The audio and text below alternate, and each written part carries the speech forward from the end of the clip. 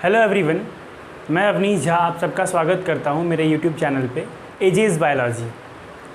तो आज हम लोग पढ़ने वाले हैं सिफिलिस, जो कि एक सेक्सुअल ट्रांसमिटेड डिजीज़ है। ठीक है, तो हम लोग स्टार्ट करते हैं टॉपिक को। सिफिलिस, ठीक है, it is a sexually transmitted disease. Sexually transmitted disease क्या होता है एक्सप्लेन करने की ज़रूरत किसी को नहीं है, सब लोग जानते हैं। फिर भी थोड़ा सा मैं एक्सप्लेन करता हूँ। वैसा डिजीज़ जो किसी के साथ सेक्सुअल रिलेशनशिप करने की वजह से स्प्रेड होता हो। जब कोई एक पार्टनर सिफिलिस से पीड़ित होगा तो जो उसका सेक्स पार्टनर होगा उसमें सिफिलिस का जो बैक्टीरिया है ट्रैपोनेमा पैलिडम, ठीक है, वो ट्रांसफ़र हो जाएगा। उसकी वजह से उसके पार्टनर को सिफिलिस हो सकता है। ठीक है, तो सिफिलिस क्या है? सेक्सुअली ट्रांसमिटेड डिजीज़ है। और कॉज कौन करता है? उसका नाम है ट्रैपोनेमा पैलिडम। ठीक है, ट्रैपोनेमा पैलिडम। हम लोग जो ये बैक्टीरियल डिजीज़ पढ़ रहे हैं तो इसमें पहला डिजीज़ ऐसा पढ़ रहे हैं, पहला बैक्टीरिया है ये जो स्पायरोकेट फैमिली का है, मतलब स्पाइरल शेप का बैक्टीरिया है। ठीक है, 4 शेप होते हैं बैक्टीरिया के। कौन कौन से? स्फेरिकल होता है जिसको हम लोग क्या कहते हैं? कॉक्सी। ठीक है, उसके बाद बेसिलाई, ये स्फेरिकल शेप, ये रॉड शेप्ड। उसके बाद spiral and comma shaped, vibrio. ठीक है, विब्रियो कहते हैं उसको। ठीक है, तो अभी जो हम लोग पढ़ रहे हैं वो क्या है? स्पाइरल शेप्ड बैक्टीरिया है। ठीक है, ट्रैपोनेमा पैलिडम स्पाइरोकेट फैमिली का स्पाइरल शेप्ड बैक्टीरिया है जो सिफिलिस कॉज करता है। ठीक है, इसके इंक्यूबेशन पीरियड की बात करें तो ये 3 सप्ताह का समय लेता है डिजीज़ या सिम्टम देने में। मतलब बॉडी के अंदर एंटर करने के बाद वो क्या करता है? 3 सप्ताह तक टाइम लेता है अपना मल्टीप्लिकेशन करने में, अच्छे से फैलने में। ठीक है, उसके बाद अपना सारा सिम्टम दिखाता है। ठीक, देखिए next thing is spread by. कैसे स्प्रेड होता है? तो पहले ही बात कर चुके हैं, एसटीडी सेक्सुअली ट्रांसमिटेड डिजीज़ है। ठीक है, सेक्स के माध्यम से ट्रांसमिट हो जाता है इसका बैक्टीरिया। उसके बाद है दूसरा point, pass through placenta. Mother, suppose किसी के मदर को है, किसी औरत को है, ठीक है, सिफिलिस है।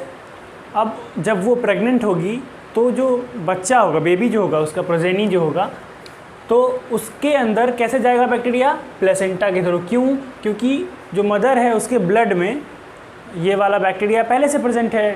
ठीक है, सिफिलिस का बैक्टीरिया पहले से प्रेजेंट है, तो वो ब्लड जाके जमा कहाँ होगा? प्लेसेंटा में, और उससे अम्बिलिकल कॉर्ड के थ्रू बेबी में एंटर कर जाएगा। ठीक है, अगला है ब्लड ट्रांसफ्यूज़न। अगर किसी को ब्लड की ज़रूरत होती है और जो डोनर है वो सिफिलिस से पीड़ित है, ठीक है, तो जब ब्लड ट्रांसफ्यूज़न होगा, उसका जो ब्लड हमको चढ़ेगा तो हमको सिफिलिस होने का चांस रहेगा। बट इसमें एक कंडीशन है, अगर वो पेशेंट जो सिफिलिस से पीड़ित है वो सेकेंड स्टेज का सिफिलिस, वो हम लोग आगे पढ़ेंगे, सेकेंड स्टेज में है या थर्ड स्टेज में है, तभी उसका ब्लड लेने से हमको सिफिलिस हो सकता है। अगर वो फर्स्ट स्टेज में है तो ज़रूरी नहीं कि ट्रांसमिशन हो ही जाएगा। ठीक है, ट्रांसमिट होने का चांसेस थोड़ा कम रहता है फर्स्ट स्टेज में। ठीक है, तो ब्लड ट्रांसफ्यूजन के थ्रू हो सकता है। और पुअर हाइजीन तो वही हो गया कि कंटामिनेटेड नीडल यूज़ कर लिए, फिर कुछ और यूज़ कर लिए, उसकी वजह से। या पुअर हाइजीन मेंटेनेंस ये भी हो गया, गंदा वंदा रहने से, किसी के भी साथ सेक्सुअल रिलेशनशिप इस्टेब्लिश कर लेने से, बहुत सारा कारण हो सकता है जिसकी वजह से सिफिलिस होने का चांस रहता है। ठीक है, इतना समझ में आ गया आप लोग को? अब आगे हम लोग बात करते हैं सिम्टम्स की। ठीक है, तो सिम्टम्स में क्या होगा? फर्स्ट स्टेज, 3 स्टेज में बांटा है इसको हमने, 3 स्टेज।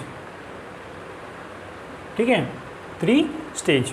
पहला स्टेज क्या है कि चैंक्री एट एंट्री पॉइंट, जहाँ से ये बैक्टीरिया, कौन सा?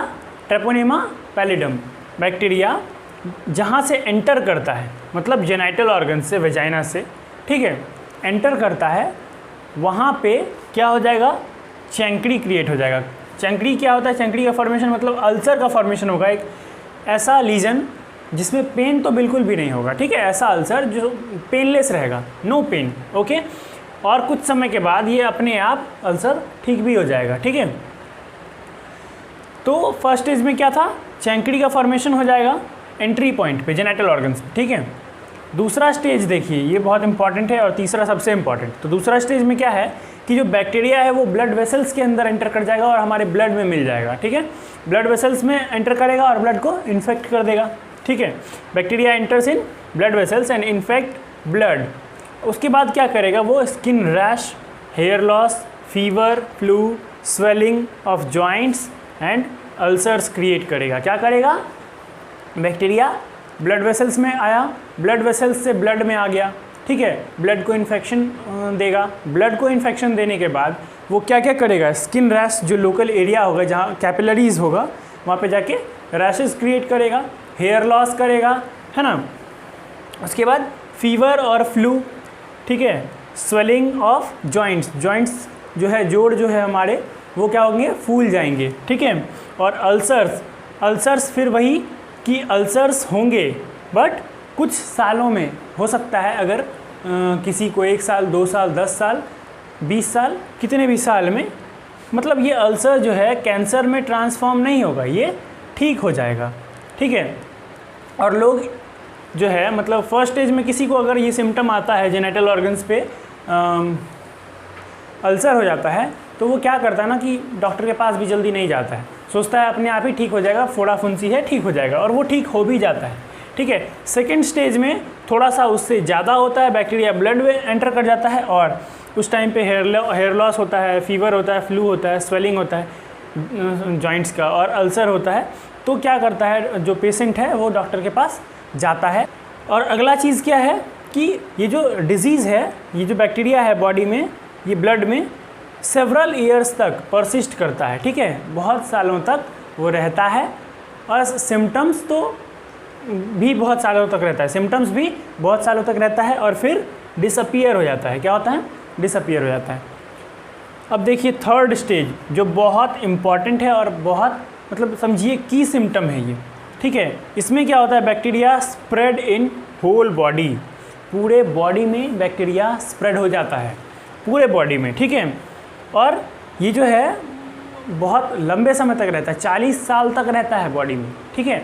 40 साल तक किसी का अगर इम्यून सिस्टम डिप्रेस्ड है, सप्रेस्ड है, वीक इम्यूनिटी है, तो उसको हो सकता है कि 10 साल में भी सिम्टम आ जाए, 5 साल में भी आ जाए। अदरवाइज़ मैक्सिमम 40 ईयर्स तक ये सिम्टम्स जो है दे देता है, ठीक है। अब सिम्टम्स में क्या क्या आता है, इसमें जो की सिम्टम है, ठीक है, ब्रेन डैमेज, ब्रेन को डैमेज करता है, नर्वस सिस्टम हमारा डैमेज कर देता है, ठीक है। एंडोकार्डाइटिस, ये क्या होता है कि जो हर्ट है हमारा, ठीक है, one of the most important heart disease endocarditis. इसमें देखो सबसे पहली बात कि कार्डाइटिस, ठीक है, आइटिस जहाँ पे लगा हो वो क्या होता है, इन्फ्लामेशन, ठीक है। और कार्डा मतलब रिलेटेड टू हर्ट, ये टर्म याद रखना, ठीक है, टर्मिनोलॉजी जो है ये याद रखना। कार्डा मतलब रिलेटेड टू हर्ट, आइटिस मतलब इन्फ्लामेशन, और इंडोकार्डाइटिस मतलब हर्ट के अंदर जो वल्व होते हैं ना, वल्व, हर्ट के वल्व्स होते हैं, ट्राइकस्पिड वल्व्स, बाइकस्पिड वल्व्स, है ना, पल्मोनरी वल्व्स। तो ये जो वल्व्स होते हैं उसमें चले जाते हैं ये बैक्टीरियाज और उसको ब्लॉक कर देते हैं, ठीक है। उसके बाद देखिए नेक्स्ट चीज़ क्या है, ब्लाइंडनेस, कंप्लीट ब्लाइंडनेस होता है, मतलब अंधा हो सकता है आदमी, ठीक है। ये सब बहुत लास्ट स्टेज का सिम्टम है और बहुत इम्पॉर्टेंट है, इसलिए ये डिज़ीज़ भी जानना बहुत इम्पॉर्टेंट है। ये सारा सिम्टम्स अगर किसी को आता है, आप जानते हो, तो इग्नोर बिल्कुल ना करें, डॉक्टर के पास फटाक से चले जाएं, ठीक है। मिलते हैं नेक्स्ट क्लास में, नेक्स्ट वीडियो में अगले टॉपिक के साथ। हम लोग पढ़ेंगे क्या, गोनोरिया, ठीक है।